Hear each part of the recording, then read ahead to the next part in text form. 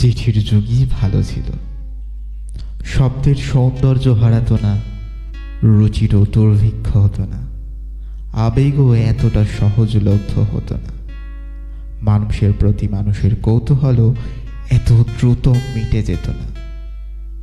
প্রাপক সযত্নে চিঠি আগলে রাখত বিছানার নিচে, বালিশের নিচে, নয়তো বইয়ের ভাঁজে।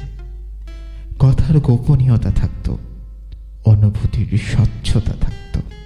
দীর্ঘদিন ধরে একটু একটু করে কথা জমে থাকত, খাম খুলে বারবার দেখার আকুতি থাকত। চিঠির উত্তর দেওয়ার ব্যস্ততা থাকত, চিঠির উত্তর পাওয়ার অস্থিরতা থাকত। আসলে চিঠির যুগে সুন্দর এক অপেক্ষায় মানুষের শুদ্ধতম ভালোবাসার লেনদেন থাকত।